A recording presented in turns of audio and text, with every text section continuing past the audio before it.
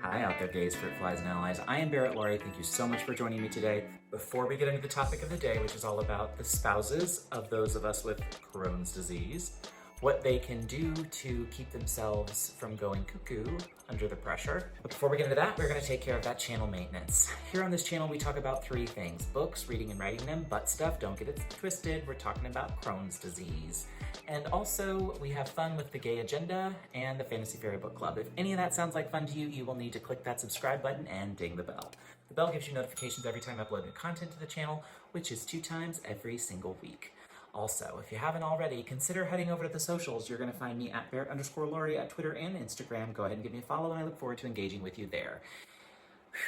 So, I was diagnosed 1 year ago in March, and I have recently been sitting down with my husband, and we were talking about some of the things that are unique to a spouse who is helping someone through their Crohn's diagnosis. And a couple of the things that we thought of that were pretty important we wanted to share with others out there. So Ricky and I did a video 1 year ago in June that was about what it's like to be the spouse of someone with Crohn's disease. This is kind of an update on that 1 year after the fact. I will link that video up here as well if you want to check that out. What about your life has changed the most since I was diagnosed last year with Crohn's disease? Lifestyle changes, whether that be in your environment, my physical body, so as far as like taking care of yourself, eating healthier, walking. So that's a good answer for overview of what changed. I would agree. It was all lifestyle. I think, well, here's a big one we didn't think about. We moved. We did. We moved. So we moved here. So at the time that we moved, there was lots of reasons for that. But I think one of the big ones was we thought there was going to be a larger surgery happening. And this would have been better one level living with an elevator to and from the garage. Yeah. So, but that's lifestyle again. But we were making decisions around the needs I would have. What advice would you give a spouse of someone who has just been diagnosed with Crohn's disease? What would be your number one tip you'd give them? Well, I know that I think it just depends on the person and their situation. Like my situation was kind of not knowing what to do and kind of trying to figure out the whole, well, what should I start taking care of?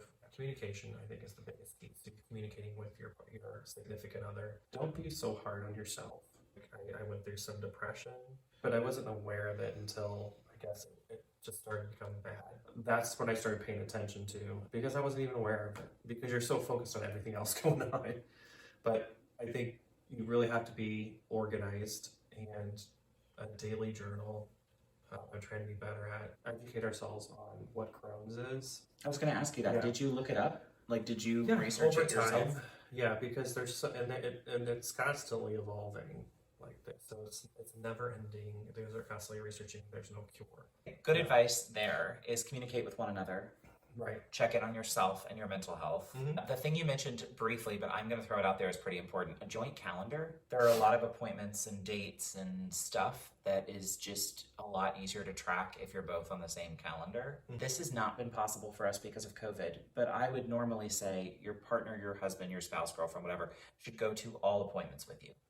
I think another set of ears is always helpful. What has been the hardest thing you've had to endure as the spouse of someone with Crohn's? I think I said it before. And the last question is that it's kind of the unknown, and you're trying to figure out what you need to do to be able to help your significant other get through this and how to help them. So the unknown makes you anxious, and I think that's probably the most difficult part. What has been the best thing that came out of my diagnosis with Crohn's? Our bond, I think. Yeah. I would say the same thing. Yeah. I think we've grown closer. Oh yeah, I think once someone has like looked in your butt with a flashlight. And I think a relationship evolves over a lifespan when you're with somebody. So you just, as you evolve, you learn new things, and it's a never-ending process, especially with this. That's true. This was a specific question I had that Ricky's done really well about. Okay. What daily considerations, precautions do you take to keep from bringing COVID-19 home with you? Brief explanation of your process. And let me preface this by saying, Ricky did not test positive for COVID until January. So we went all of last year with him working with the public every day. And he did not get it until January 10th, something like that. So, and then he did become COVID positive. However, I never became COVID positive. So, and that was all Ricky. He researched what we needed to do, how I needed to like bring food to him, etc.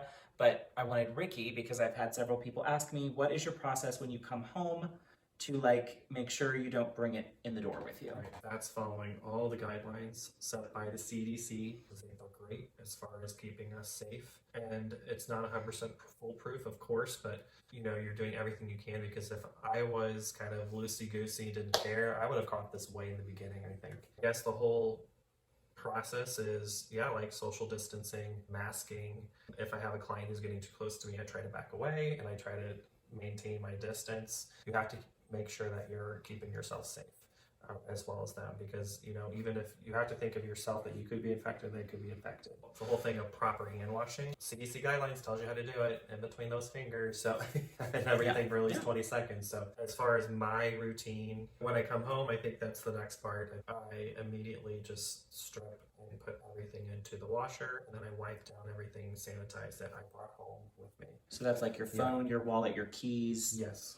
Anything that would have been in your pockets. This was like right at the pandemic. A lot of people were doing this. So you're still wiping down those groceries. You're still wiping anything that comes into the home. I use this fabric Clorox spray I got from Target, which I love. So I spray those on my shoes, my coats that I want to rewear. I probably wear coats about 2 or 3 times before I'll actually wash them. Wash all of your work clothes, you spray down your shoes, you wipe down everything you've touched at work and throw it into the washer. Including his masks, right? Yeah, so I wear them once. And then he goes, does a full shower. Yep, it's kind of like I felt like I'm scrubbing my whole body for 20 seconds. Getting all the way down from the top to the bottom. So it takes time. Just don't let your guard down, because we're still in the middle of a pandemic. How has me being a Crohn's sickly impacted you with other people? So I don't know, like I don't need to see people as much as other people need to see people. And I'm fine, to be honest. To answer that question, you probably should ask Barrett. If you didn't have to worry about my health, you probably wouldn't have been as strict about all of this, right? I've had to set up guidelines. I've had to tell people what it is, and you just have to be upfront with them. And if they can't respect those boundaries, so sorry. Yeah, I mean, sorry. Okay, well, that's pretty much it. That's all for now. Thank you, Ricky. Thank you all so much for joining me. I really appreciate you today. If you are a spouse of someone suffering from chronic illness, specifically Crohn's disease, I appreciate you. Your spouse and partner appreciates you too. There are so many days where we are not able to be our own best advocate because we don't feel well. And you guys are constantly pushing us and getting out there ahead of us to make sure that we get the care that we need. And I appreciate you. I'm sure your spouse appreciates you too. And so first of all, pat yourself in the back for doing a great job and taking great care of the person that you love. I appreciate you all. Be sure and stay healthy and well. And I look forward to chatting with you again soon. Bye.